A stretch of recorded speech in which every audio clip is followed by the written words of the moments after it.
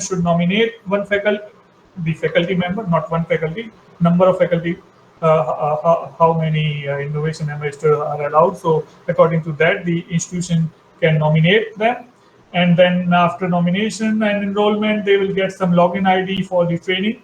Okay, so post nomination, faculty will receive a login.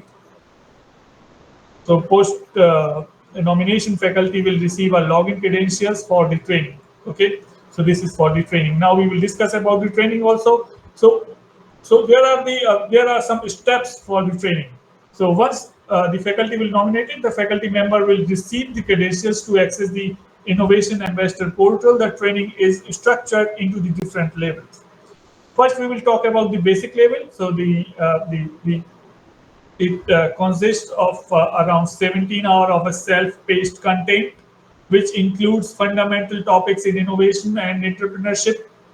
Okay, completion of this level will earn you a certificate. Okay, then after completing the basic level training, there is one advanced level training. So at advanced level training, this involves the approximately 18 to 19 hour of more detailed training on complex topics related to the innovations.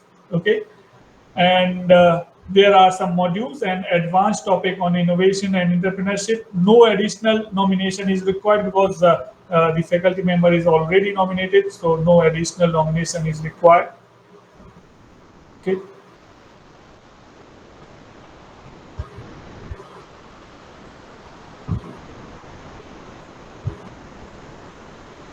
So now the reskilling, update knowledge on the innovation and entrepreneurship annually, and then upskilling. Upskilling means to upskill yourself. That is external program online, that might be online or offline, to be documented and validated. And certification, the upskilling certificate issued for the 30 contact hours of the external training. Okay. So these are the continuous, the reskilling and upskilling are the continuous learning processes. Reskilling involves the updating your existing knowledge, while the upskilling involves expanding your experience through the external learning, external training. Both are the essential for the maintaining your proficiency and relevance in this field. Now, role and responsibilities. What are the role and responsibilities of the innovation ambassadors? So first, that is very important, is the mentorship. Okay, so maintaining your status as an innovation ambassador require ongoing development. Once you complete the basic and advanced level of training, you should actively engage in reskilling and upskilling. The portal provides the various modules on emerging topics such as design, thinking, intellectual property, and technology transfer. This continuous learning process ensures that you remain a valuable resource and leader in innovation. Okay, so what are the major responsibilities? So major responsibilities are the mentoring, offer a guidance and support to both student and faculty member involved in the innovation project. Okay, then driving IAC's activities, lead and coordinate activities that promote the innovation and entrepreneurship within the institution. Then resource person, conduct workshops, seminars, and other sessions to share your experience. Then motivation and awareness, engaging the activities that encourage and inspire others to practice in innovation and startup initiatives. Okay, so your role is pivotal in creation a dynamic and supportive environment for the innovation. Please excuse me for.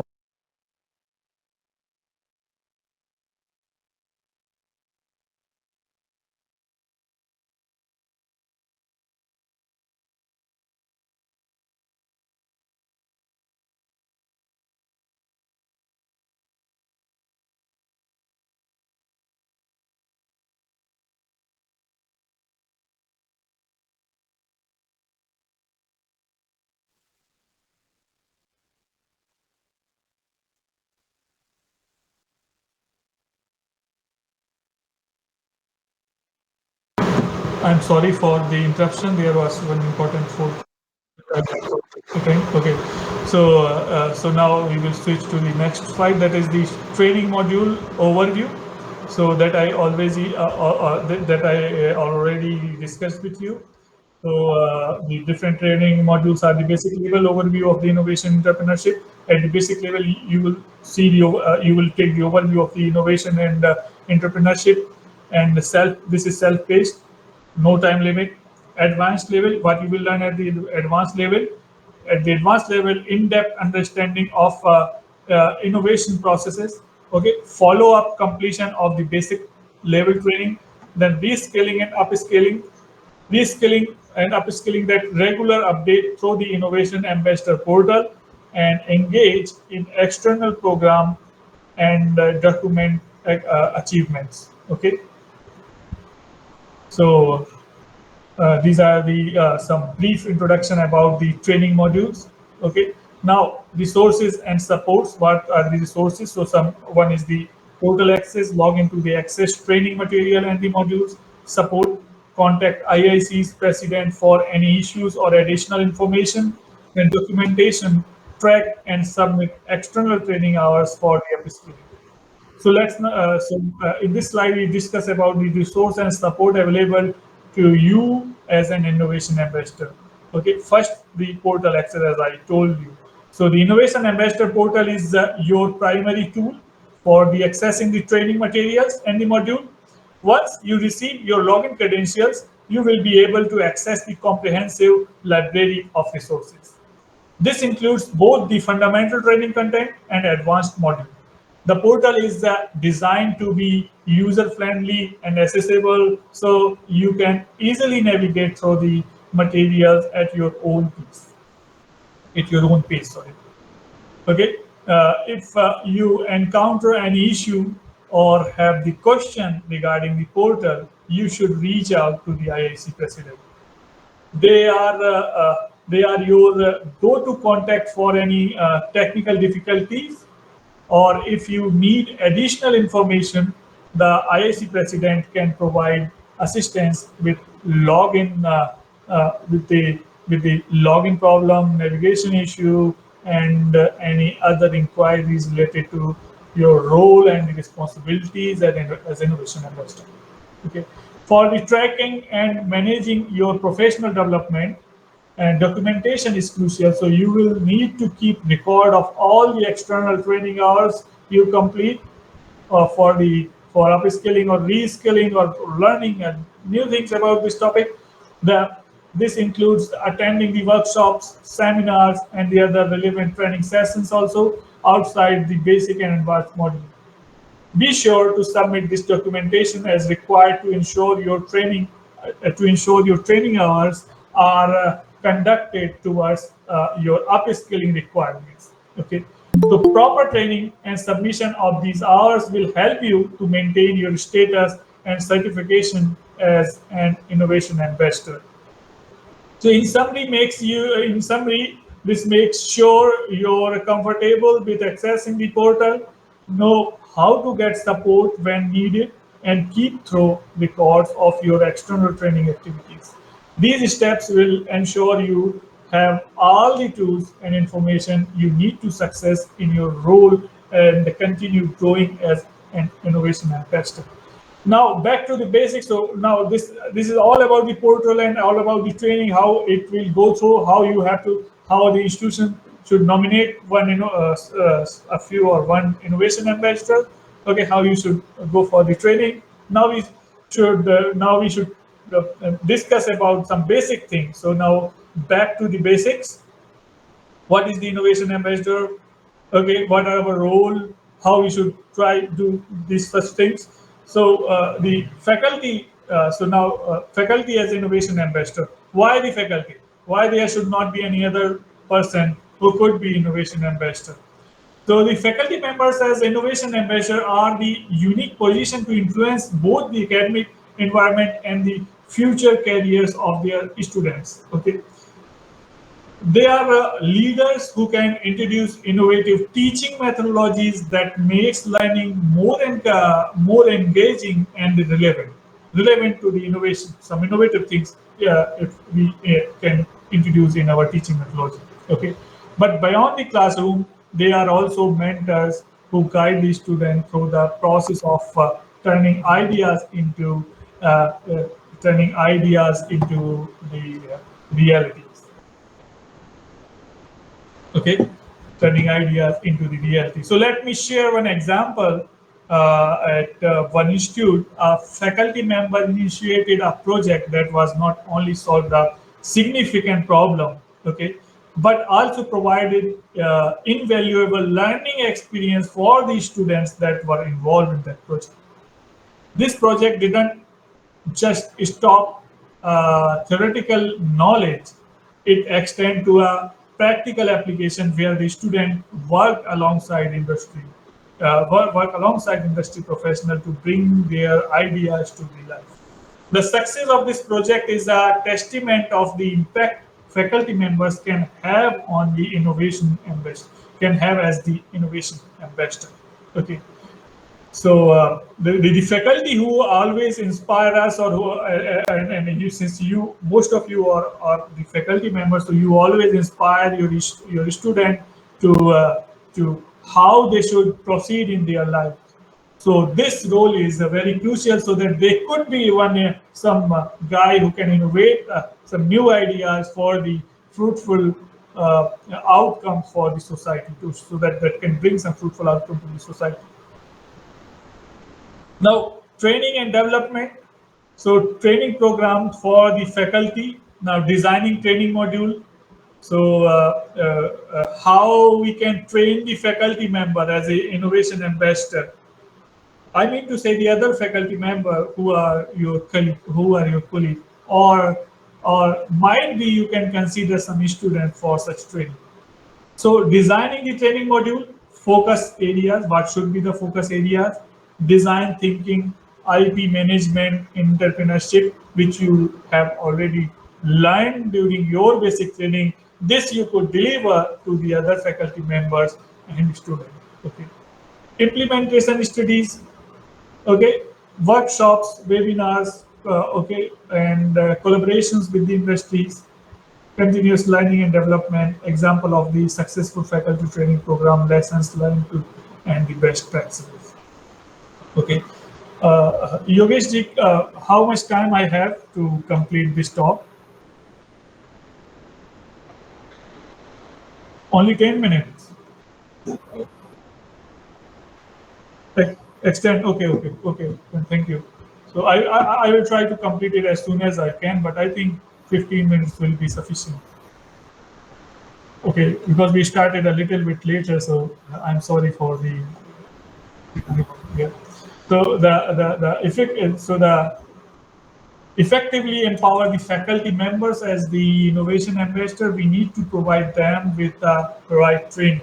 Okay.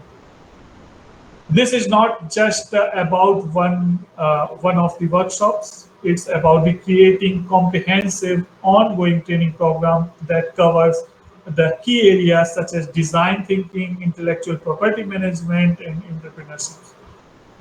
For instance, in one of our partner institutions, we implemented a training program that was specifically tailored to need of the faculty. The program includes a series of workshops on design thinking, okay, following by hands-on sessions where faculty members applied what they learned to real-world challenges. The outcome was remarkable. Not only did faculty members feel more confident in their ability to innovate, but they also begin to integrate these methodologies into their teaching, resulting into a more dynamic and engaging learning experience for their students. So the key takeaway here is that training should be continuous and adaptable.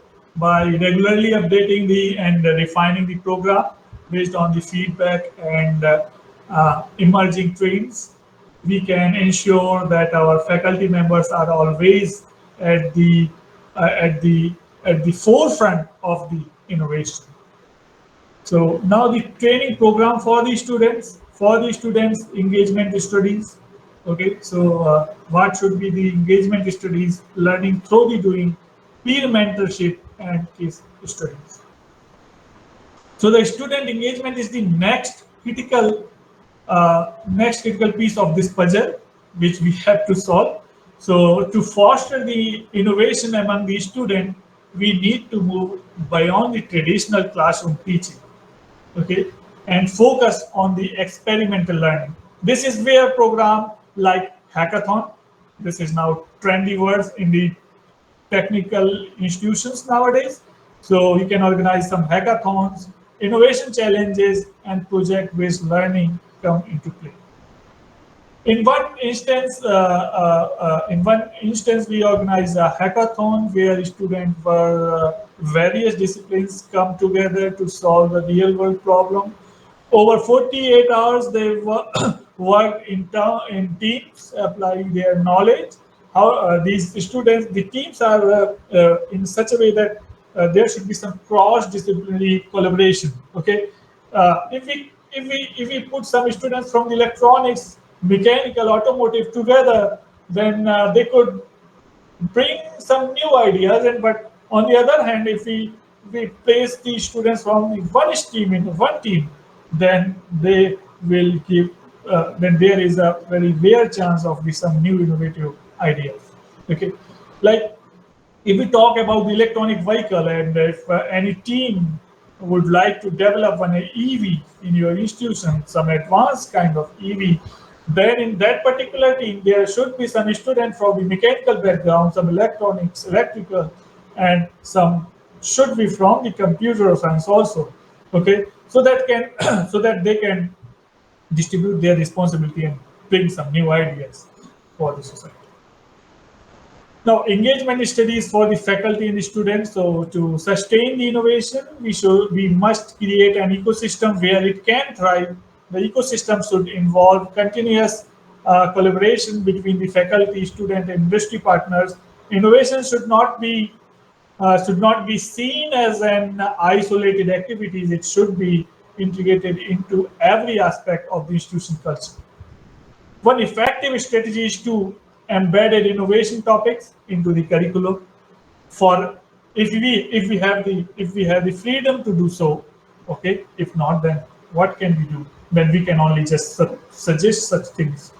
For example, in a course that traditionally focus on the theory, we can introduce modules that encourage students to apply the theory in practical, in innovative ways.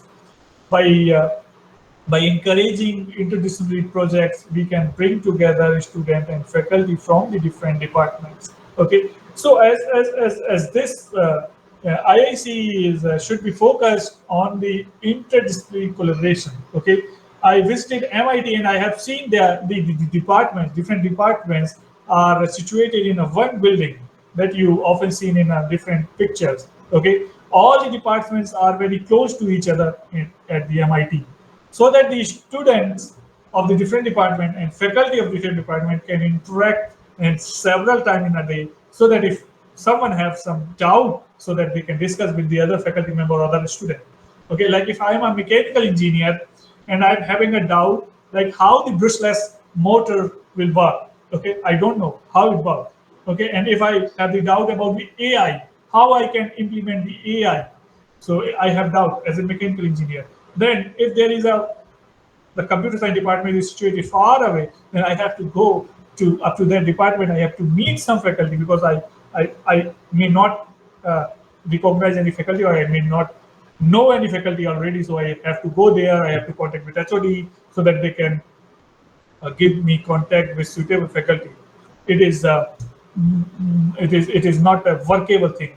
But instead of that, if we sit together in a same building, in a in a same campus, so there are far chances that the faculty of different department will discuss each other and will they will become friends, so that they can talk the different things and bring some innovation to the society.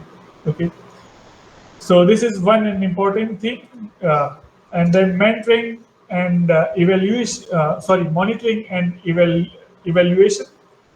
So what should be the monitoring? Now that we discussed how to engage the faculty and student as innovation ambassador.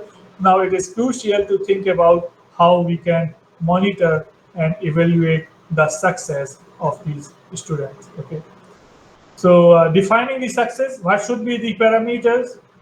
So key performance indicators, we should define the key performance indicators for the innovation project. Tool that will work as the tool for tracking the measuring their progress. Okay. So we need to define a clear key performance indicators that are KPI of our innovation project. These KPI might include the outcome of these projects, like the prototype development or startup launch. These matrices give us a concrete way to measure the impact of the innovation investment. But setting the KPI is just the beginning. We also need to write tools to track and measure their progress. For example, using project management software can help us to monitor the status of the various project in real time, while regular check-ins and progress report can ensure that everyone stay on the track. Okay, so I remember during my PhD days, my supervisor used one software that helped him to track our progress. Okay, like where is his student, what they are doing. Okay, so we need to update on that software on that mobile app, like what we are doing nowadays. Okay? So it is a good thing to take the help from the to take the help of the technology. Now, continuous feedback is the another vital component in this progress. Okay, so this is the continuous feedback. Now, we should encourage the participants to share their experience, what worked well, and what didn't, and what could be improved, what should we do for the improvement.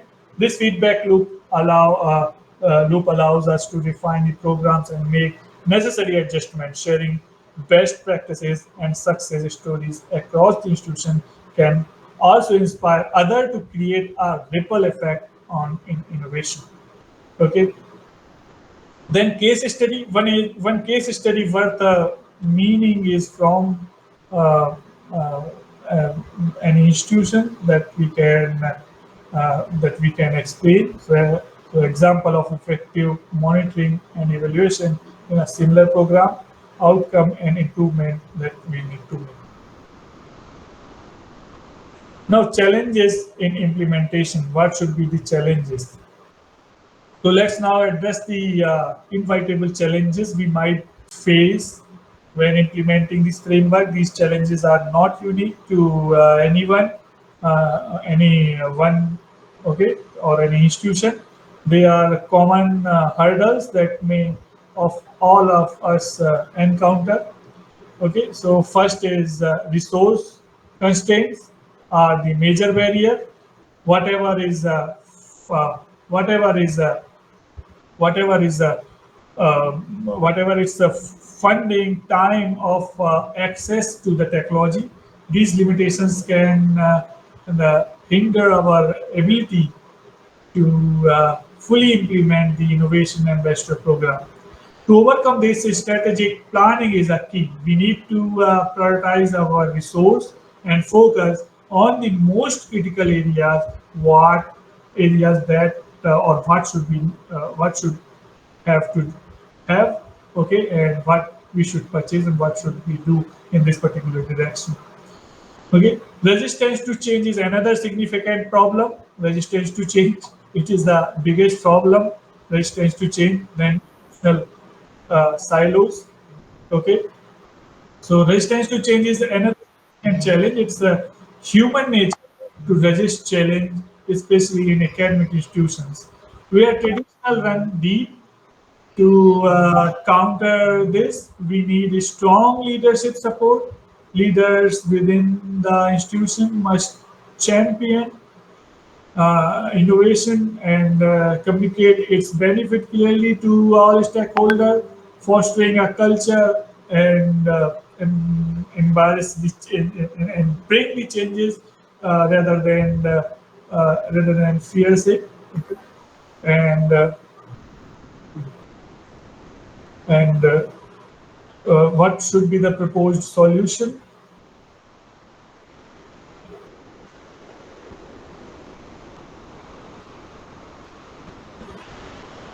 Okay, okay. Um,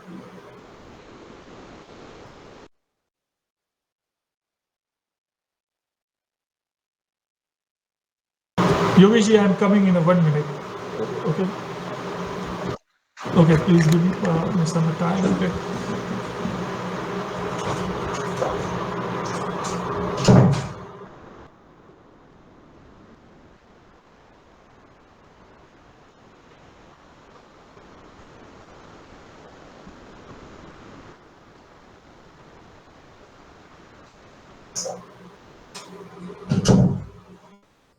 Uh, I'm sorry for the interruption. Yeah. I will complete it as soon as I can. So, identifying the barriers and propose the solutions. What should be the proposed solutions? So, solutions are the strategic planning, leadership, support, and the stakeholder engagement. And the case studies, we can demonstrate some case studies in this regard. Then, what is the action plan and for the implementation? So, there should be some roadmap, short-term and long-term goals we can identify. Okay, timeline and milestones. Okay, roles and responsibilities. What should be the roles and responsibilities for assigning the tasks to the different faculty members or the students and the coordinators, ensuring accountability and the count continuity. Okay, for these members. So this should be the roadmap. Then the founding of the Bose Corporation. So we will discuss one case study. So you may know this guy. He's Amar Bose. He was the professor at the MIT.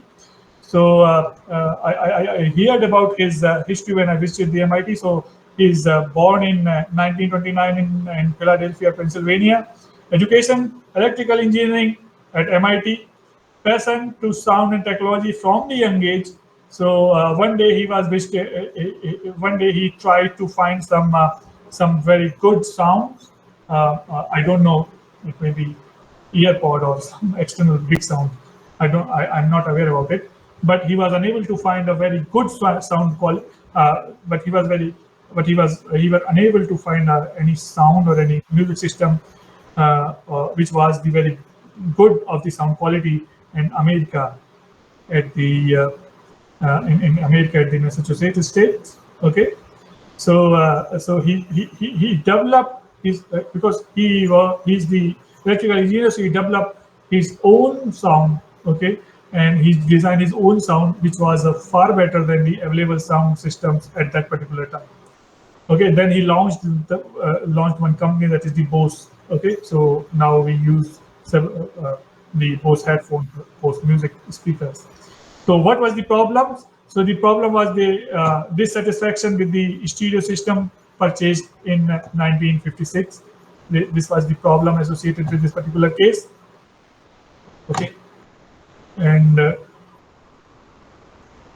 what is the solutions? Focus on the he focused on the sound and the human ear, how human ear work, and what should be the changes in that particular sound system. The vision to create the speakers that could replace the experience of the live music. Okay, so this is the inspiration for the Bose, and in year 1964, this is the location Framingham, Massachusetts. I'm sorry for my pronunciation. Framingham, Massachusetts. So the mission is to better sound through the research and innovative technology. Okay. So initial funding, Dr. Bose used his own saving and loan funds. Okay, so here one should we should focus like Dr. Bose was very unsure about his technology and uh, his sound system, so he invested his own saving and take some loan. So he was not bothered about the some angel funding and some fund from the government, so that he can set up the a great company. Okay, Then early challenges. What was the early challenges? Technical challenges. Designing a speaker system that balanced the direct and reflected sound. This was the challenge. Okay. Marketing challenges or market challenges. Convincing consumers to adopt a new concept in audio. Okay, so this was the breakthrough project, breakthrough product in Bose 901 speaker that was launched in 1968, revolutionized home audio with innovative designs and use of multiple smaller drivers. This utilized the direct reflecting speakers technology. So this is the new technology which we innovate and introduce one new technology. So now growth and innovation. So expansion from the home audio to automotive sound system, aviation, headset, and beyond. So from he initiate from a very small idea, and now the Bose company is expanded. You know better than me, perhaps. Okay, so now they are fabricating or they are developing different types of headset and sound system. Key innovations: noise cancellation, okay, headphones, noise cancellation headphones, and advanced sound system. Global presence, okay, expanding into the international market. Now you can find the Bosch showroom in almost every metro city. Okay, moreover, they are not very affordable for most of us. Like it is affordable, but we don't want to spend so much of money only to buy some headphone or speakers. Okay. Yeah. Sure. Sure. Okay, so here is the Bose philosophy. This is reinvestment in research and provide the ownership and employee ownership. Then legacy and impact, global influence. Bose become a household name for the high quality audio product, enduring vision and influence in the education. So Dr. Bose donated a majority of the Bose Corporation stack to the MIT to develop such a new ideas or such new innovation drives, startups or new companies. So the conclusion is the summary from this